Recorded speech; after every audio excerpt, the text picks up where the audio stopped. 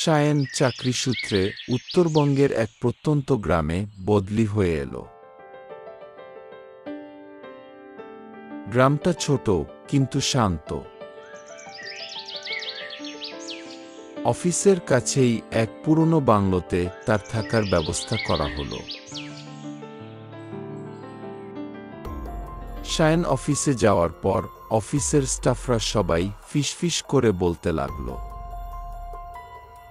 ওখানে আবার কেউ থাকে নাকি? শায়েন তাদেরকে জিজ্ঞেস করায় সবাই এড়িয়ে গেল। তারপর সে ভাবল, হয়তো পুরনো বাড়ি, রাতের বেলা একটু শব্দ-টব্দ হয়। প্রথম দিন রাতের খাওয়া সেরে শায়েন বারান্দায় বসে চা খাচ্ছিল। হঠাৎ একটা শব্দ।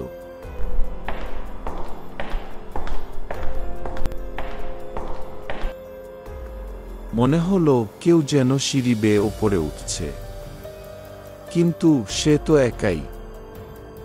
এখানে তো আর কেউ নেই, তাহলে শব্দ কে করছে? সে হাতের কাপটা ধরে রাখল শক্ত করে।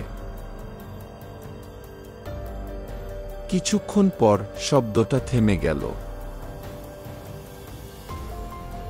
শায়েন উঠে বারান্দার দিকে এগোতেই আবার শব্দ শুরু হলো।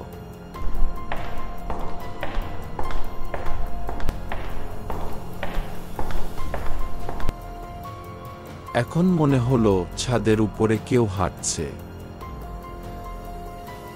অথচ ওপরে যাওয়ার তো কোনো রাস্তা নেই।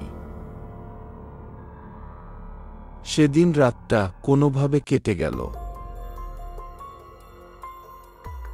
পরদিন অফিসে তার সহকর্মী তপনকে সবকিছু বলল।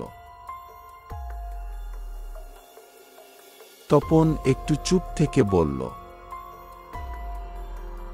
বাড়িটার একটা ইতিহাস আছে। অনেক বছর আগে ওখানে এক ব্রিটিশ অফিসার থাকতেন।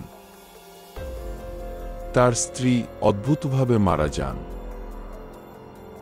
অনেকে বলে সে আত্মহত্যা করেনি, কেউ তাকে ফেলে দিয়েছিল। এই কথা শোনার পর শায়েনের গায়ে কাঁটা দিয়ে উঠল। সে ঠিক করল রাতে সবকিছু রেকর্ড করবে। রাতে সে মোবাইল রেখে রেকর্ডিং অন করে দিল। জানালার বাইরে হালকা হাওয়া বইছে।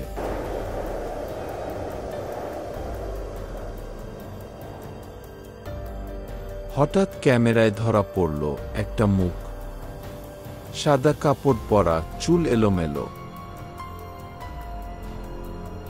পরদিন ভিডিও দেখতে গিয়ে সে চমকে উঠল।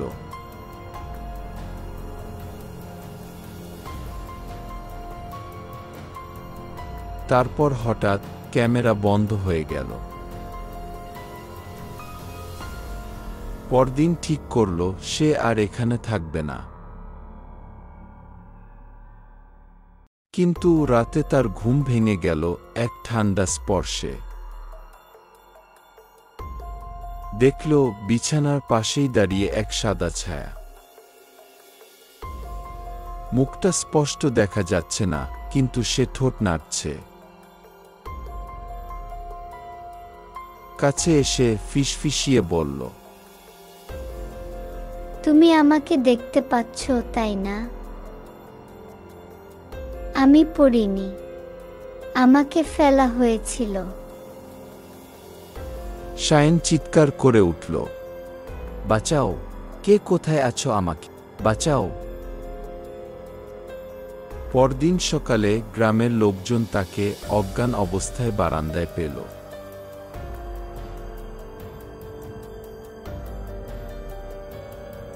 সে আর ওই বাড়িতে কখনো ফেরেনি।